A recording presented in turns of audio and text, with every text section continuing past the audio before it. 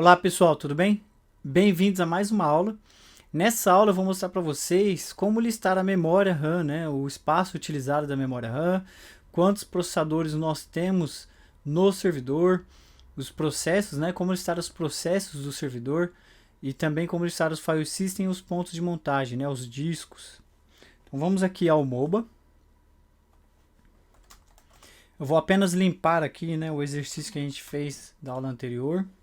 Vamos remover aqui o arquivo. Vamos remover aqui o diretório. Pronto.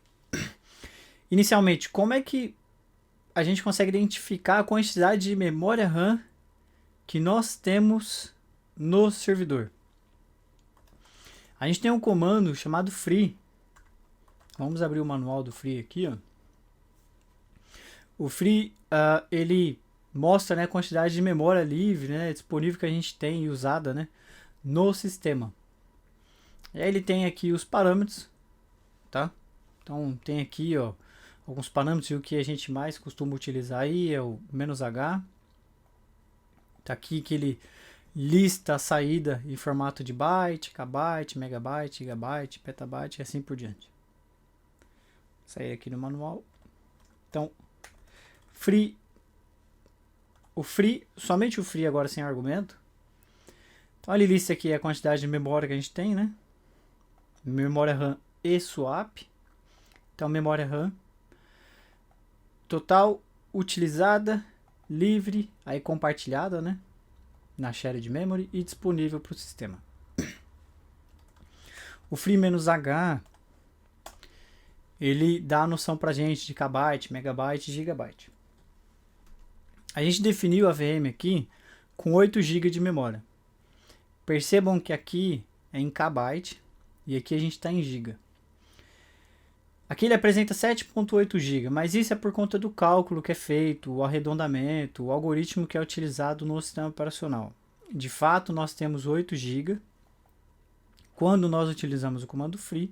Então, o comando free "-h" faz o cálculo dele, e aí na conversão ele não faz arredondamento, porque dá números quebrados, e aí ele converte então para 7.8 GB. De fato, nós temos 8 GB, tá? Só fica esse adendo aí. Então nós temos aqui a quantidade total, a quantidade utilizada pelo sistema, quanto nós temos disponível, quanto está lá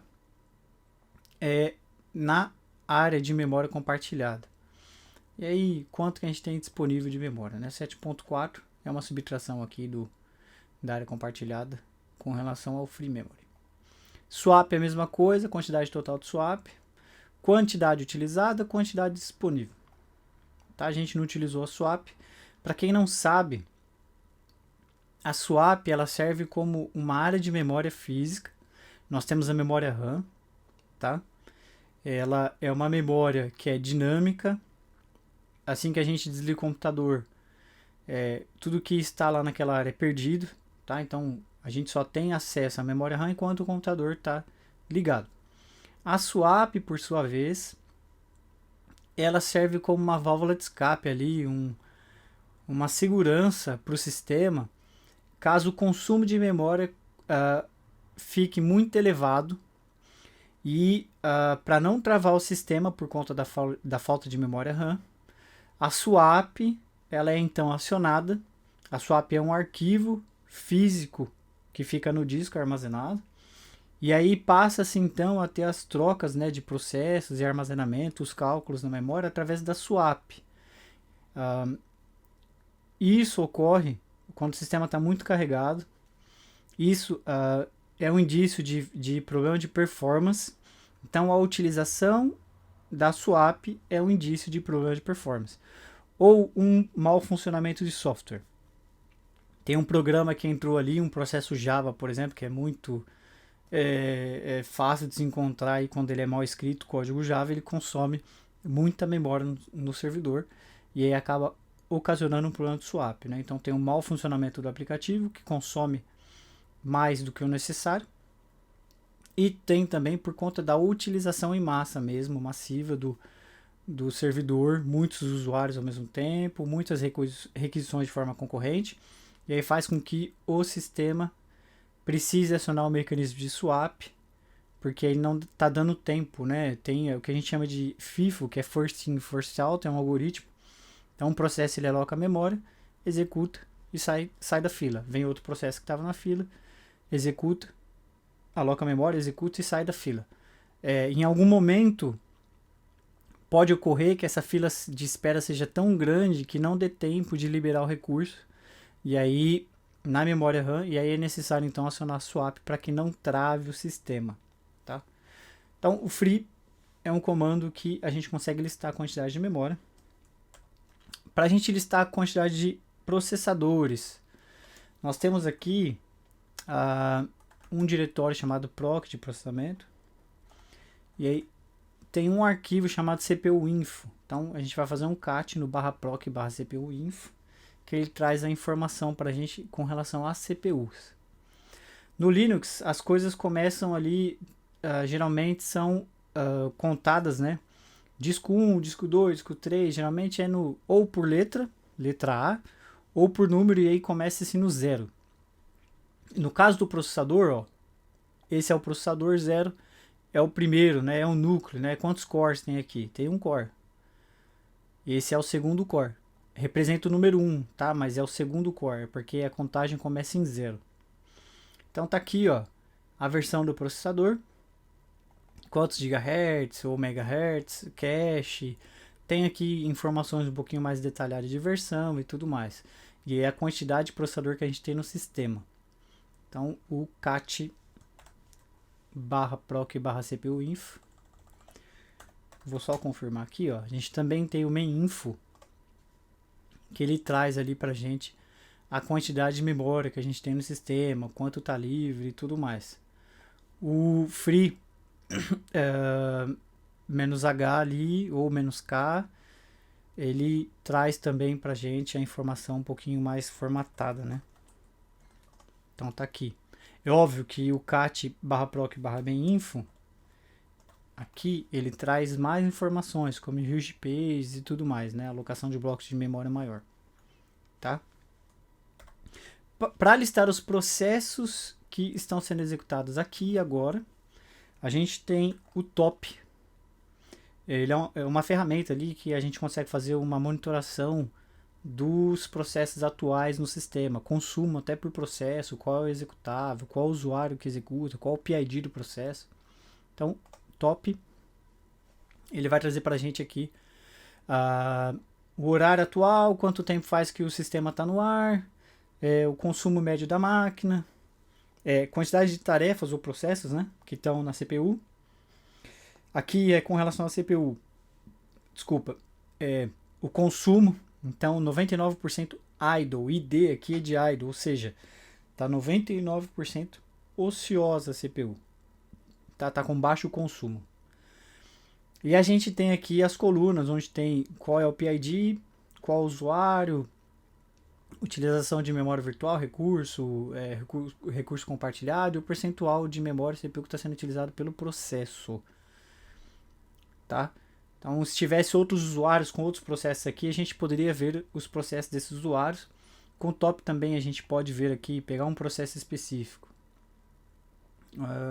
Vamos escolher um processo aqui. O próprio processo do top, que é o que a gente executou. Vamos pegar esse PID aqui. É o 512. Main top. Vai passar aqui, né, informar pra gente quais são os parâmetros aceitos. Aí a gente vai identificar lá, tem o "-p". Aí a gente passa um processo específico, né, um PID, o Process ID, como a gente chama, específico. Então top "-p", e aí eu copiei lá. Esse daqui vai dar erro, muito provavelmente, porque esse ID era do top anterior. Tá? Não tem nada aqui, ó. Tá 0, porque o processo não existe. E o mais correto seria abrir uma nova sessão aqui. Então vou conectar aqui, ó. Vamos abrir, fazermos uma segunda conexão SSH, enquanto a gente deixa aqui o top rolando. Eu vou só maximizar aqui, ó, Ctrl e a teclinha mais, né, de edição. SSH root @10.10.10.5. Vamos conectar aqui na máquina. Tá pensando aqui, ó. Depois a gente pode até ajeitar a configuração do SSH, porque aqui ele está buscando fazer autenticação e fazer a resolução através de nome, de DNS. Como a gente não tem um DNS, ele primeiro tem que fazer essa validação, aí ele vai tomar um timeout, aí ele vê que não tem DNS para resolver, demora muito. Aí é por isso que a saída do SSH aqui está demorando muito. Depois a gente ajusta isso. Bom, eu vou executar aqui um outro comando top, vou deixar ele rodando aqui. Vai aparecer dois top aqui, tá vendo?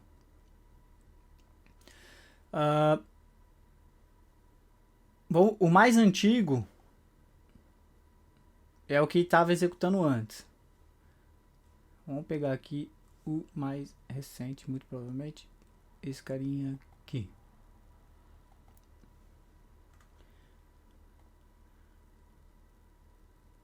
É 10561. Top menos P 10561. Tá vendo?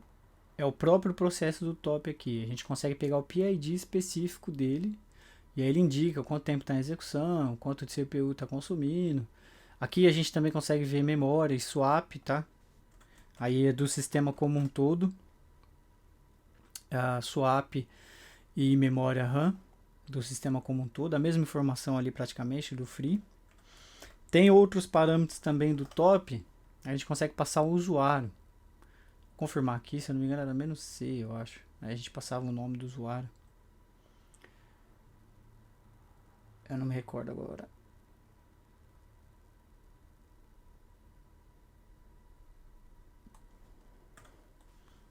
Top menos C, root.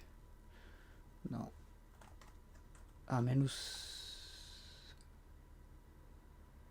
U. Tem uma outra maneira de acessar o help também nos comandos, que é top espaço menos help, tá? Ele tem aqui também, ó, abreviação top menos H, menos HV. Quando tem mais opções, o V geralmente é de verbose. Top menos U, root. Aí, beleza. Se eu tivesse múltiplos usuários, múltiplos programas rodando aqui, a gente ia passar então para um usuário específico e listar todos os processos daquele usuário específico. Top espaço menos U e o nome do usuário, como eu fiz aqui. Ou se a gente quer ver todos os processos de todos os usuários, é só top. Tá? Então, free para a gente listar a quantidade de memória. O cat lá no /proc /cpuinf para a gente listar a quantidade de CPU que a gente tem no sistema. O comando top para listar os processos, e aí a gente consegue acompanhar em tempo real um pouco do consumo dos processos. A gente também tem o PS, aí o PS, que ele tira ali uma foto do momento que a gente executa o PS, do momento dos processos que estão executando ali, naquela hora. Ó, PS. Então a gente vai achar aqui o bash, que é um processo que a gente conectou, o próprio PID do PS que a gente executou. Então, quando eu executei o PS estava sendo executado, ele tirou um snapshot, né? Tem outros aqui, ó, que a gente costuma utilizar bastante, que é o PS-EF.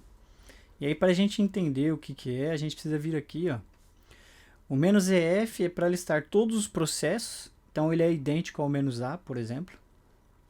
E o F deve estar mais para baixo. "-F". Dá pra gente buscar aqui também, tá, pessoal? Vou fechar aqui, ó. Manual. A gente tá lá no topo. A gente digita o barra, como é no VI, tá? Então ele vai habilitar a busca pra gente. Eu quero saber o que é "-F". Então tudo que é "-F", ele vai tentar trazer ali para mim. A gente achou aqui, ó, "-F" é para trazer o formato inteiro da lista. Tá? Então são todos os processos ali. Então vamos lá. PS espaço "-E". A gente tem todos os processos que estão executando naquele momento. É o equivalente ao "-A" maiúsculo. Tá? E aí a gente tem o "-F", que ele vai trazer de forma tabulada aqui, ó, com detalhes. Então a gente pode utilizar em conjunto todos os processos em detalhes. Aí tá ali, ele vai trazer tudo que está sendo executado, o nome do usuário, o PID, qual o momento que aquele processo foi executado e qual é o processo em si, qual é o executável, tá? Então PS-EF aí. E aí eu vou executar um comandinho aqui para vocês. O comando tail, ele é praticamente o equivalente ao cat. Só que ele faz o inverso, ele traz a mensagem que está do final do arquivo para o topo. Tá? Então tá aqui, ó. E ele é limitado a quantidade de linhas. A gente pode passar a quantidade de linhas. 20 linhas. Ele vai trazer 20. Ah, eu quero que apresente 30 linhas. Ele vai apresentar as últimas 30 linhas. Só que ele pega as últimas 30 e traz, tá? Equivalente ao cat aí, praticamente. Aí o que eu vou fazer é o seguinte. Vou fazer um tail aqui no arquivo do Anaconda. Eu vou fazer um tail e vou passar um parâmetro "-f", porque o "-f" ele continua no arquivo, e aí se existe a atualização desse arquivo, a gente vê a atualização no momento. Então o tail, por exemplo, é um utilitário que a gente usa muito para acompanhar arquivos de log. Então a gente utiliza em conjunto com "-f", porque aí a gente vê a atualização em tempo real. Eu só estou fazendo esse exercício aqui com vocês, que eu quero utilizar aqui o PS para listar todos os processos que estão executando. Então, ó, eu achei aqui, ó, o meu tail, tá vendo? E aí eu quero mostrar para vocês como a gente faz para matar aquele processo. Então, imagina que tem um processo que está consumindo muito recurso, a gente precisa matar ele para reiniciar e restabelecer o serviço, o sistema, né? A gente pega o PID, aí a gente tem aqui o comando kill. Aí o kill ele tem prioridade. Então a gente vai passar aqui kill -9 é uma prioridade. E vamos passar o PID. Com isso a gente encerrou o processo. Tá, ó, killed, tá vendo? Então o meu processo tail ele morreu aqui. Tá, vou executar aqui de novo. Vamos lá novamente. PS-EF. Se eu faço só PS, não me trouxe nada. PS-E, ele vai me trazer aqui, ó, o comando tail. Só que eu quero ver o que esse tail está fazendo, né? Antes de matar ele está tentando ler ou escrever em qual arquivo. Uso o "-ef", que ele vai trazer a lista completa, né? Com mais detalhes. E ó, o cara está lendo aqui o arquivo aqui, anaconda-ks.cfg. Aí eu estou mais seguro, eu sei que eu posso matar esse processo que não vai afetar, né, o meu sistema. Aí a gente vai lá, kill -9. 9 é a prioridade máxima. Então é para matar ali naquele momento. Ele vai lá e realmente executa, ele encerra o processo. Vou sair aqui, ó, dessa seção, exit. E eu posso até fechar aqui a janela. Vamos continuar aqui. Beleza. Falamos sobre o free, sobre o top, sobre o arquivo /proc /cpuinfo, sobre o /proc /maininfo. Falamos também sobre o kill, né, para matar um processo, mas antes de matar o processo a gente precisa identificar ele, então pode ser o top ou pode ser o PS, e aí o PS geralmente com o parâmetro "-ef. Então isso a gente consegue fazer ali um reconhecimento básico do sistema, né, quanto de memória tem, quanto de processador, quais processos estão rodando ali na máquina, né? Então quando eu entro no servidor, logo eu faço um PS-EF, já consigo ver ali e consigo até identificar qual é o perfil daquele servidor. Aí eu olho aqui os processos de background e eu consigo identificar que tem um processo Apache rodando. Se tem um processo Apache rodando, pô, eu sei que ali esse servidor ele é utilizado para uma aplicação web, por exemplo. Aí eu olho aqui, eu vejo um MariaDB, um MySQL, um Postgre, eu falo, ó, tem um banco de dados aqui. Eu rodo aqui o PS-EF, eu vejo um processo de background do Oracle, falo, é um servidor do Oracle, né, para banco de dados Oracle. Então com essas ferramentas a gente consegue se situar um pouco no ambiente. E aí a gente falou de memória, disco, CPU, memória, CPU e faltou a parte de disco, né? O disco, a gente pode listar os discos do sistema operacional de algumas formas. Uma delas é através do ls espaço "-l" barra dev. O barra dev é um diretório, né, um ponto de montagem que lista os devices do sistema operacional. Então tem lá vários dispositivos. Então a gente vê a ligação física dos nossos componentes, dos nossos periféricos ali, HD, driver de disquete, leitor óptico. A gente consegue ver a ligação física com o sistema aqui, que ele cria um arquivinho. Tá? Então a gente tem aqui a lista dos discos, CD-ROM e tudo mais. Então através do barra dev a gente consegue identificar isso. E aí, a maneira mais fácil também de se listar os discos é através do fdisk. Então aqui, ó, man fdisk, que é um utilitário para fazer a manipulação das partições de um disco. Então a gente consegue também listar os discos, aí fdisk espaço "-l. A gente lista todos os discos que tem no sistema operacional e as suas partições. No Linux, para quem não sabe, quando a gente adiciona um disco, e aí depende do tipo do disco, se ele é SATA, se ele é um HD comum, a gente consegue identificar ele através das letrinhas. Então, ele vai sempre apresentar um device no barra dev, e aí se ele for SATA, por exemplo, ele vai ser apresentado com SD, e aí uma letra. A letra corresponde à ordem que o disco foi reconhecido pelo sistema operacional. Então, letra A é um disco SATA, é o primeiro disco. Letra B, disco SATA, segundo disco. É o nosso caso aqui, a gente tem o barra dev barra SDA. Então, é um disco lá de 50 GB, que é o disco que nós adicionamos no sistema operacional. Depois a gente tem aqui alguns file systems que são listados lá, como o barra dev barra mapper.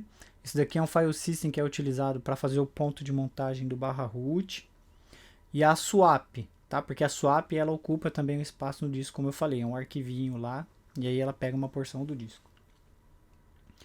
Então no Linux a gente tem, se for SATA, SDA. Se for no IDE normal, vai começar como HD. Então HDA, HDB, HDC. Barra dev barra SDA é o primeiro disco.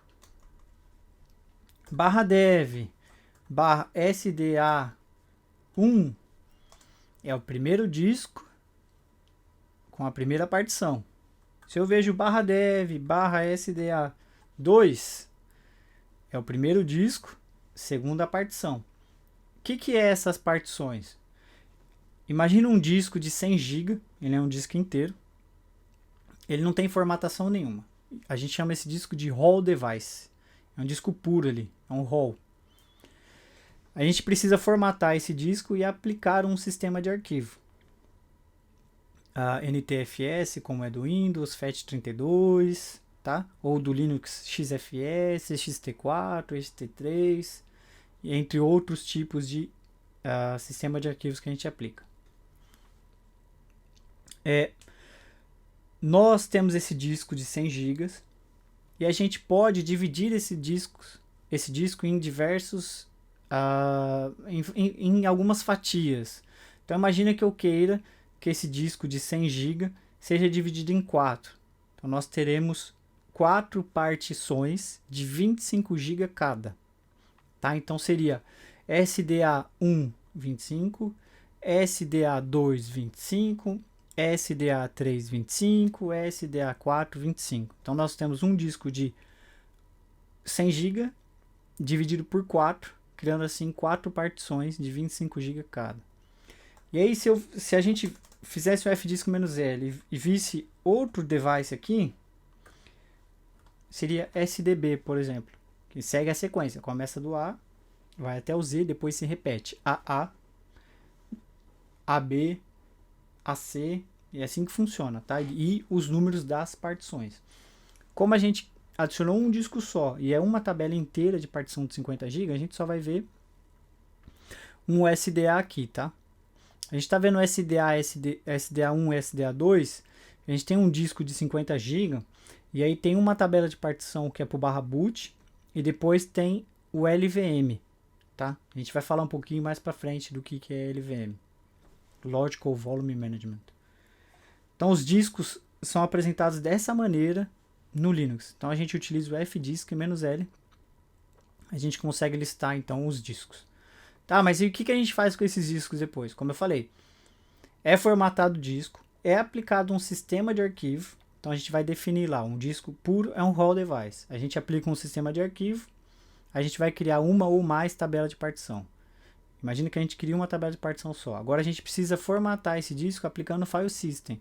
Vamos dizer que ele vai ser NTFS, ou que ele vai ser XT3, ou XT4, ou XFS, ou FAT32.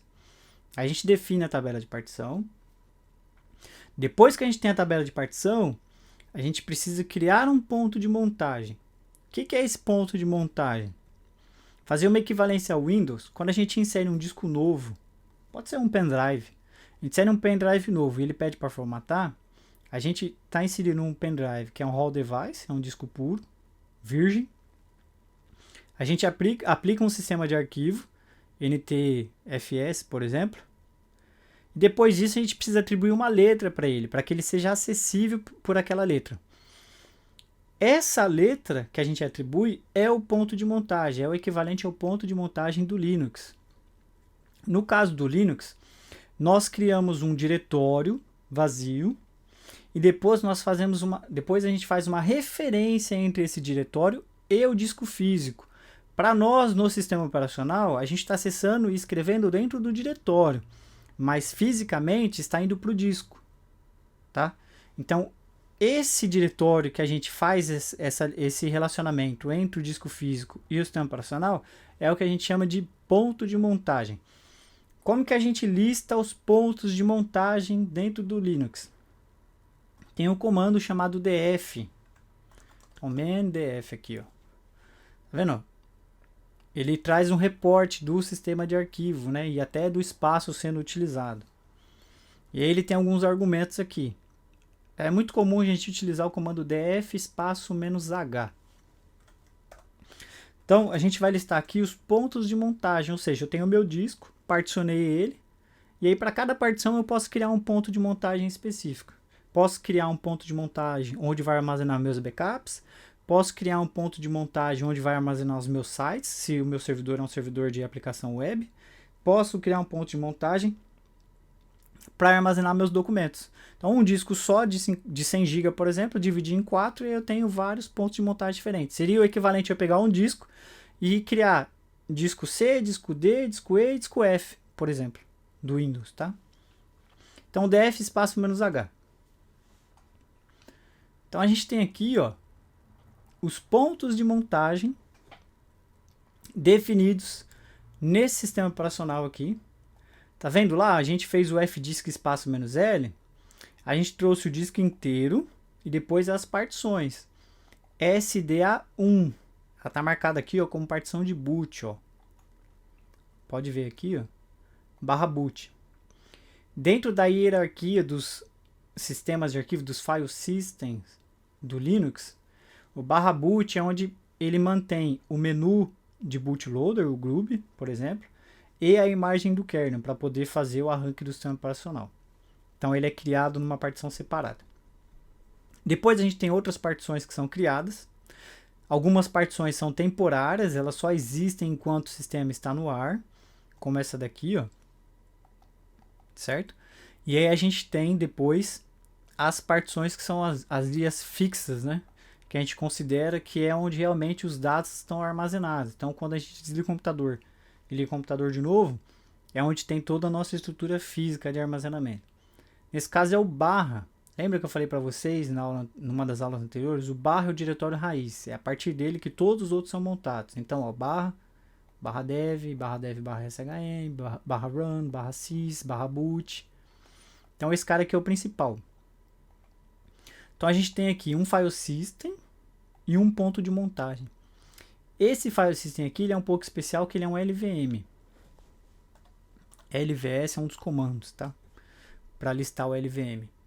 Aí ele tá me trazendo aqui, dentro do meu disco, essa minha partição, o que eu tenho dele? Eu tenho um logical volume, um volume lógico foi criado, root, e um volume lógico swap. Isso daqui é uma camada de abstração, tá? É como se fosse uma virtualização do disco. VGS. Eu tenho o meu grupo que foi criado. E aí PVS. Eu tenho o meu disco mesmo que foi utilizado. Então é a segunda partição do nosso disco de 50 GB. A primeira é SDA1, serve para o /boot. E a SDA2 está servindo para o nosso barra aqui. Tá? PV display.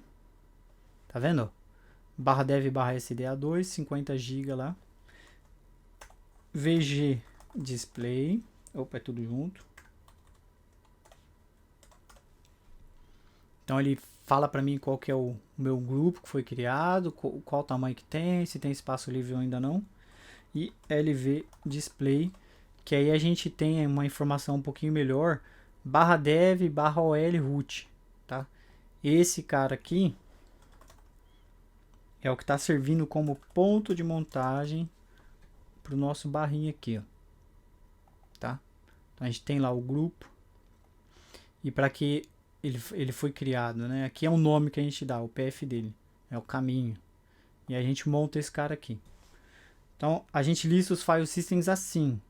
Tem uma outra maneira também que a gente só digita mount. Mount ele é um comando onde a gente pode formatar um disco, criar um diretório e fazer essa ligação que eu falei que é o ponto de montagem. Então a gente pode montar um disco em cima de um diretório, a gente utiliza o comando mount. Aí a gente passa alguns parâmetros. Sem passar os parâmetros, só mount, ele traz a lista dos pontos de montagem que a gente tem no sistema operacional, qual é o file system que está aplicado para aquele ponto de montagem. Então o /dev SDA1 ele está montado no boot, tá vendo? On boot. E o tipo dele é XFS. E quais são as permissões que ele tem? Aí a gente tem o root, /dev /mapper ol root on, ele está montado no barra. Ele é do tipo XFS, aí as permissões dele. A maioria aqui, ó, são file systems que são em memória, tá? Como eu já mostrei o /sys lá para vocês aqui. FSC Group, TMPFS, que é o Temporary File System. Então só existe enquanto o sistema está no ar.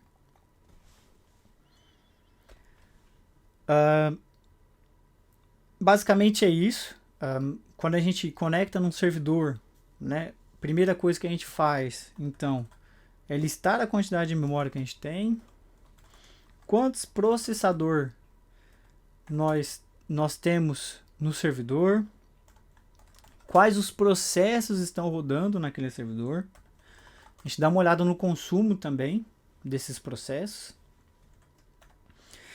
Quais são os pontos de montagem que a gente tem e quais os discos, né, nós temos conectado, né, os discos físicos mesmo conectado ao nosso servidor Linux. Tá? Basicamente é isso aqui. Logou no servidor, é a primeira vez, você quer entender a estrutura do servidor, como que ela tá, você vai utilizar esses comandinhos aqui que eu passei para vocês se ambientarem com relação ao ambiente que vocês farão a administração. Tá bom? Espero que vocês tenham gostado e até a próxima aula.